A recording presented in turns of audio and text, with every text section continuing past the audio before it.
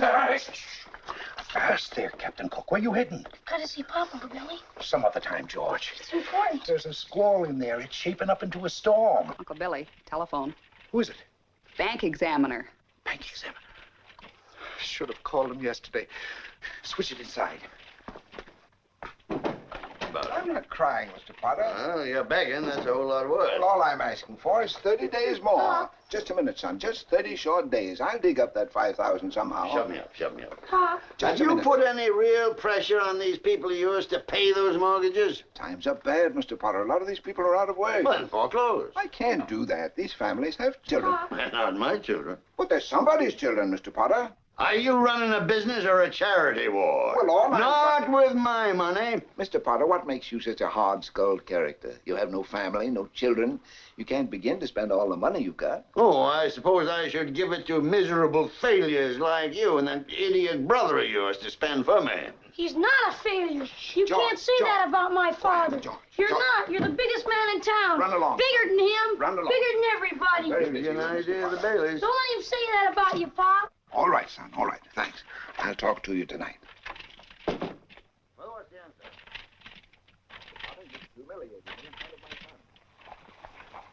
What?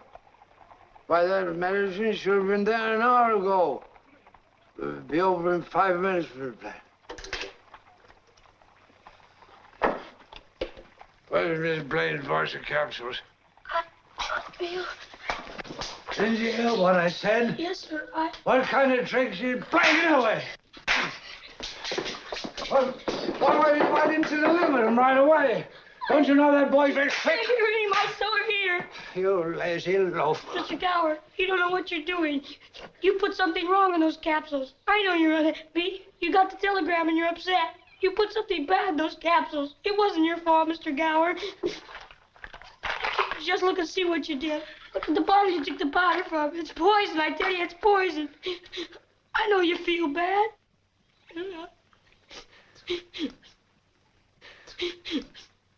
Oh. Don't hurt my sore again. Oh, Don't hurt my sore again. Oh, George. George. Oh, Mr. Gower, I would never tell anyone. I know your feeling. I would never tell so. Hope to die, I won't. George. What's going on, guys? Bart here with Tully Television, and I want to thank all of you for stopping by, liking, commenting, subscribing, sharing, all that beautiful YouTube stuff, because only together can we go straight to the moon, baby. Today, it's going to be a day that you say is a wonderful life. Because that is the movie review we're getting into today.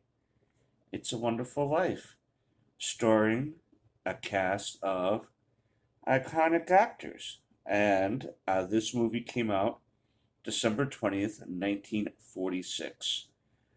Of course, stars James Stewart as George Bailey, Donna Reed as Mary Hatch, George's wife, Lionel Barrymore as Mr. Potter, who is the grandfather of Drew Barrymore from movies like E.T. and First Kiss, Never Been Kissed. Thomas Mitchell as Uncle Billy, and Henry Travers as Clarence, who lives at home with both parents. And Clarence and Marriage have a really good... Oh, I fucked that up. And I cursed. So, anyway, I know how to do references. Do you know how to do references? Alright, so this movie is one of my personal favorites of all time, for many reasons. Of course, the acting in this is top-notch, in my opinion. I think that the chemistry between George Bailey and Mary Hatch is a sweet story of love, because George's focus has always been about helping others. He dreamt of being a world explorer. He couldn't wait to conquer the world as a child, but due to a set of circumstances that were outside of his control a lot of times, he decided to overtake the family business at the building and loans. As a child, he saved his brother from drowning in an ice patch that broke and lost partially his hearing. That brother grew up to save many, many lives in World War II. His boss at the pharmacist almost accidentally poisoned someone because he was grieving over the loss of his son. And George saved him from doing that. And that man could have went to jail for a very long time. Uh, there's George was friends with a girl named Violet, who you could tell was going to be one of these uh, ladies that liked attention as she got older, right? And we know what kind of attention I'm meaning. And George still always looked at her as just a regular person, because she is, but he never judged anybody. And so when it was time for him to go to college, he couldn't go because his father had passed on and couldn't run the building alone anymore. And if he had left, Mr. Potter, the richest man in town and a real asswipe, okay, would have taken over the building alone. So his father worked so hard to keep out of the control of Mr. Potter there. So instead, his younger brother went to college and winded up meeting his wife, his girlfriend, and turned wife, and was able to get a job somewhere else, making George have to stay at the building alone. All his life, he resented the building and loans business because it took his father away from his family, and now it's taken George away from his potential. And if it wasn't for Mr. Potter being such a greedy old man, then maybe George could have lived the life he felt he deserved with his family. Uncle Billy was in the business with the father, but Uncle Billy is very absent minded, and he creates a very serious scenario in which George questions everything in his life and is ready to take his own life. You know what I mean? And um, he loses a big deposit that's supposed to go into the bank. And through confusion, Mr. Potter found the money and decided to keep the money and not tell anyone that he had it. And then decided to send government agents after George to make it look like he was laundering money. And so then George was very much uh, at the brink of his own extinction, so to speak. He was ready to jump off a bridge. But God had something better for him. He sent down Clarence, his guardian angel, to make George realize that life isn't as bad as you think. Because George happened to have said, "I wish I never had been born at all." And Clarence was like, "We can arrange that." And each time he's going through the neighborhood for these people that he had influenced so positively in his life, and now are being that there's never any George there to stop and prevent a lot of these things. Um, like, for instance, the brother that he saved never was saved.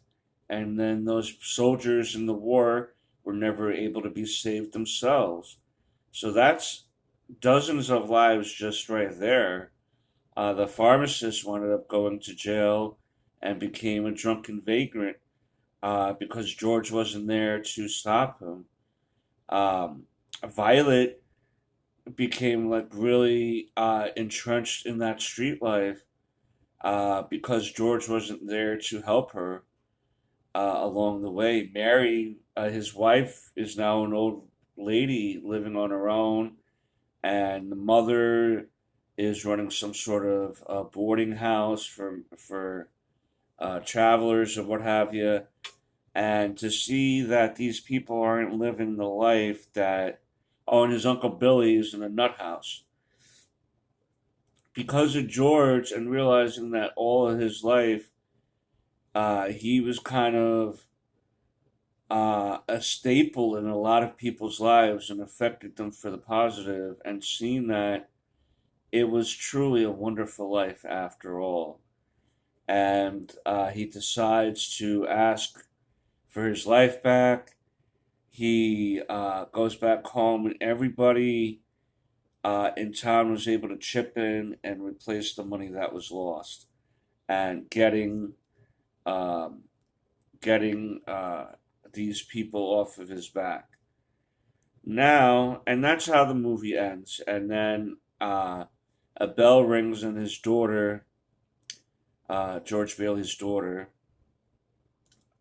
Juju, said that every time a bell rings, an angel gets his wings. And that was an indication that Clarence got his wings, because this was his big mission to earn his wings after hundreds of years, you know what I mean, in heaven.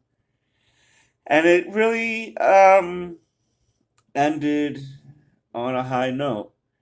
The big thing is, the big question has always been after that, and just kind of fan discussions is, all right, and the whole town replaced the money that was lost, but would the government just be so willy nilly to let that go? What happened to the initial money, right, that Mr. Potter has?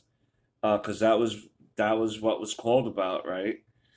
So, but we're gonna assume that we're just gonna live with the fact that the government agent decided to let it go, and realize that this is Christmas, and we don't need to worry about it. The money's here. Let's just worry about that.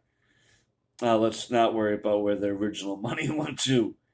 Um, but I digress. I digress. Um, and I think that we've all been there in certain regards to feeling like, what if we'd never been born? What if we were never around? How would things go about? To many, this is the first multiversal movie, if you really think about it, because it shows you a multiverse of George Bailey's life, of what could happen if he wasn't around. So, It's a Wonderful Life has that distinction of being the first, maybe the first multiverse movie out there. I don't know. Let me know down below if there's an example of the multiverse in a movie before that. Um, but yeah, I always enjoyed this movie. I watched it every year around Christmas time. I love James Stewart. He's such a great actor. He's got many more hits under his belt. But this one just really resonates with me, and I wanted to share it with you guys this Christmas season. And if you watch anything this year, let this be one of the movies that you put on, and I think that you'll uh, get hit right in the heart box.